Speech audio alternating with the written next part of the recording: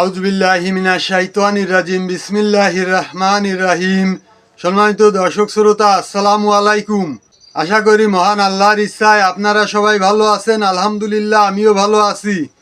আমি মোহাম্মদ জুয়েল মোল্লা, আমার ইউটিউব চ্যানেলের পক্ষ থেকে আপনাদের সবাইকে জানাই আন্তরিক শুভেচ্ছা, অভিনন্দন। আজ আমি আপনাদের সামনে একটা অত্যন্ত মূল্যবান এবং গুরুত্বপূর্ণ আলোচনা নিয়ে উপস্থিত হয়েছি। আজকের আলোচনা গাজীপুরে আমাদের ছাত্র ভাইদের উপর আওয়ামী সন্ত্রাসীদের যে হামলা হয়েছিল এই কয়েকদিন আগে, এই হামলার অবিলম্বে খুব দ্রুত এই হামলাকারীদের ধরতে হবে এবং অতি দ্রুত এদেরকে বিচারের আওতায় আনতে হবে। এই ফ্যাসিবাদের দোসররা দীর্ঘ 16টা বছর মানুষের বাকস্বাধীনতা, ভোটের অধিকার কেড়ে নিয়েছিল। এই দেশকে ওরা একটা ভারতের রাজ্যে পরিণত করেছিল। না পারে, সেজন্য এদের বিষ দাঁত গজানোর আগেই গোড়া থেকে ভেঙে দিতে হবে।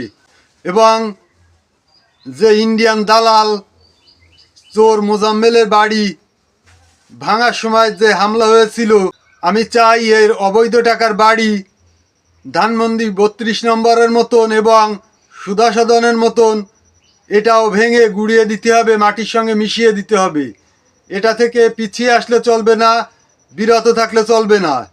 এই মুজাম্মেলের বাড়িরকে উদ্দেশ্য করেই এই আওয়ামী সন্ত্রাসীরা আমাদের ছাত্র ভাইদের উপরে যে আক্রমণ করেছিল, এই বাড়ি ভাঙা থেকেও পিছিয়ে আসলে চলবে না।